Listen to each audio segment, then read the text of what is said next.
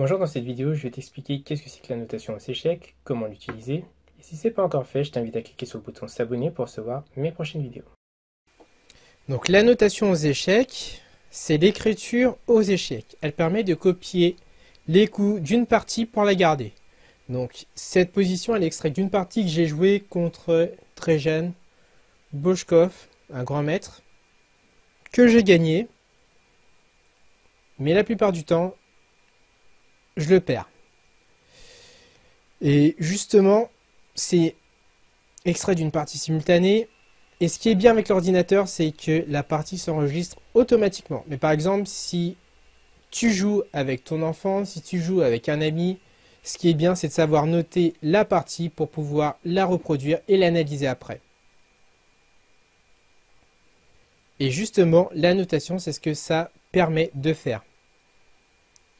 Alors maintenant, il y a un langage spécial pour les échecs. Et on va commencer à le voir maintenant. Donc pour écrire, on utilise les symboles suivants. R majuscule pour le roi, T majuscule pour la tour, F majuscule pour le fou, D majuscule pour la dame, C majuscule pour le cavalier. Et pour le pion, il n'y a pas de symbole, sauf quand on prend ou quand on mange une pièce ou un pion adverse. Pour écrire un coup, on utilise la formule suivante. Symbole plus case d'arrivée. Par exemple, le pion, donc on va débuter la partie. Le pion va en E4.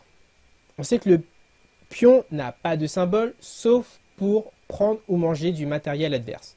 Donc s'il va en E4, il ne mange pas, il ne prend pas de matériel adverse. Donc il n'aura pas de symbole. Donc, symbole plus case d'arrivée. La case d'arrivée, c'est E4. Donc, on écrit E4. Et c'est ce qui est arrivé. Ensuite, le pion va en C6. Donc, pas de symbole pour le pion. Case d'arrivée, C6. Donc, on écrit C6. Pareil. Le pion va en D4. Pas de symbole. D4. Le pion va en D5, pas de symbole, D5. Le cavalier va en C3. Donc pour le cavalier, le symbole c'est C, majuscule. Donc on écrit C majuscule, plus la case d'arrivée c'est C3. Donc C majuscule, C3. Cavalier, C3. Maintenant, j'ai dit que le pion n'avait pas de symbole, sauf quand il prend. Et justement, le pion va prendre. Donc son symbole pour le pion, quand il prend, c'est la colonne auquel il appartient. Donc le pion D5 appartient à la colonne D. Donc c'est D. Ensuite, il y aura le signe prendre qui est le signe multiplié, plus la case d'arrivée, c'est-à-dire E4. Mais le signe multiplié, ça on le verra après. Maintenant, ce qu'on va faire, c'est qu'on va continuer en allant un petit peu plus loin et je vais vous montrer des exemples toujours sur le même thème. Donc, le roi va en F6, donc R majuscule F6. Maintenant, on va chercher quelque chose d'autre. La tour va en F3, T majuscule F3. La dame va en B3, D majuscule B3. Et alors, le roi va en G8, donc R majuscule G8. Donc là, je pense que c'est compris, c'est assimilé. Maintenant, on va voir les symboles supplémentaires pour être plus précis dans la notation. Donc, un symbole supplémentaire, c'est justement le signe multiplié qui signifie soit manger, soit prendre. Donc en fonction de votre âge, je vous conseille d'utiliser le bon terme. Manger si c'est un enfant, prendre si c'est un adulte.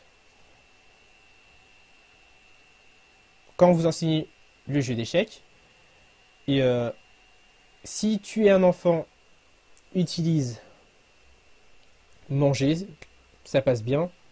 Et si tu es un adulte, utilise prendre. Mais de toute façon, tu peux choisir. Mais moi, en général, c'est ce que je conseille. Ensuite, il y a le signe égal qui signifie se transforme en. Il y a le dièse qui signifie échec et maths. Il y a le rond, très rond qui signifie le roc, le petit roc.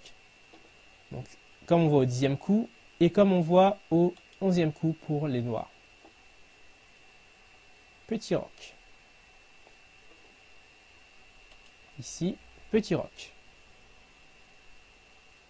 Maintenant, le grand roc, c'est la même chose, sauf qu'il y a un trait et un rond en plus.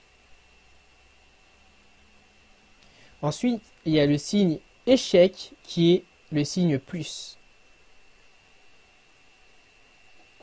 Maintenant, ce qu'on peut dire, c'est, je vais essayer de te montrer un échec et maths. Alors, on va jouer. On aurait pu dire que la partie se continue comme ça. Et là, il y a échec et maths. Et là, on voit le dièse. Donc peut-être qu'on voit mieux ici dans le formulaire le dièse à la fin, qui est l'échec et maths. Maintenant, pour écrire le résultat d'une partie. Donc, 1, trait, 0. Ça veut dire que les blancs ont gagné. Comme ici.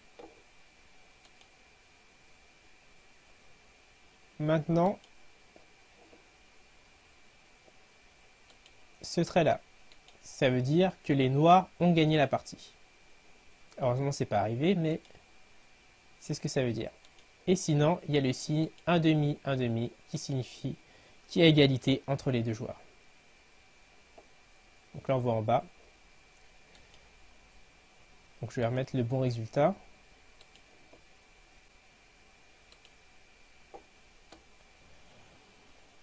Maintenant, quand le pion arrive sur sa ligne d'arrivée, donc quand il y a promotion, on peut choisir de transformer son pion en dame, en tour, en fou, en cavalier.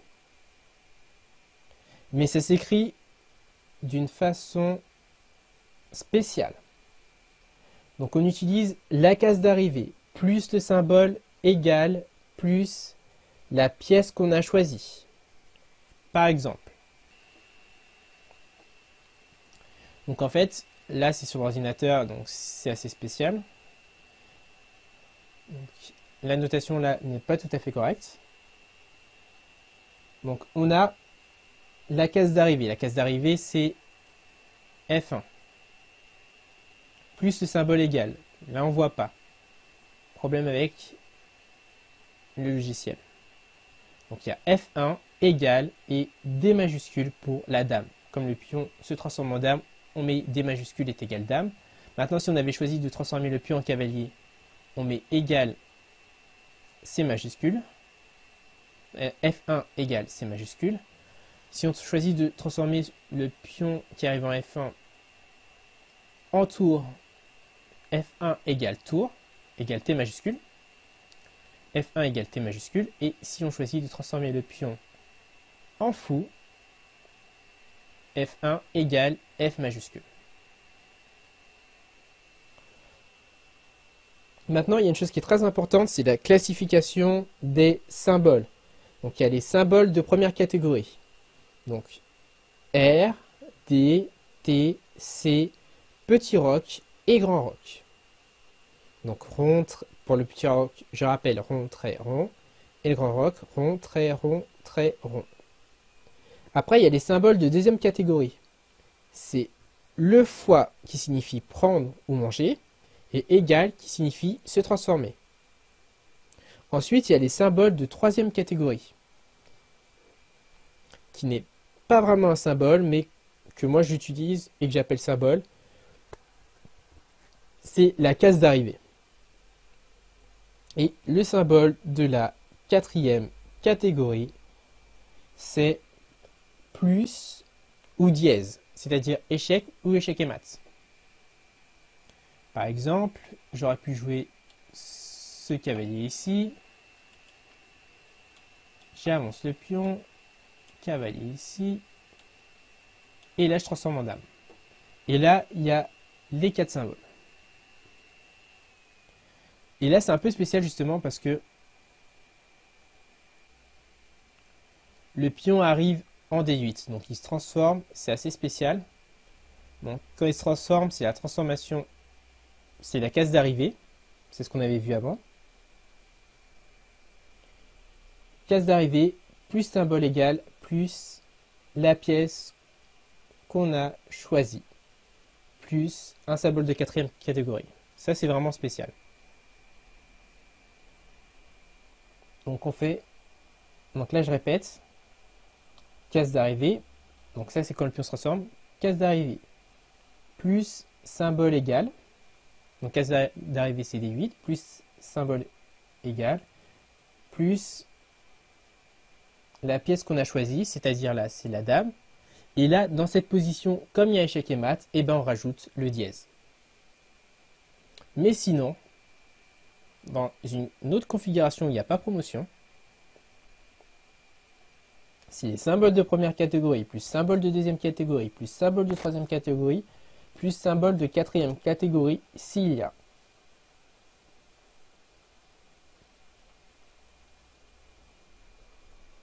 Donc forcément, les symboles de la première catégorie sont prioritaires, ensuite les symboles de la deuxième, ensuite les symboles de la troisième et les symboles de la 4e.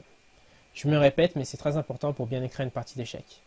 Donc ce que je te conseille, c'est justement, si tu as à disposition des livres d'échecs, lire des livres d'échecs, essayer de retransposer l'écriture sur l'échiquier pour que ça fasse une partie, ou essayer de jouer par exemple sur internet.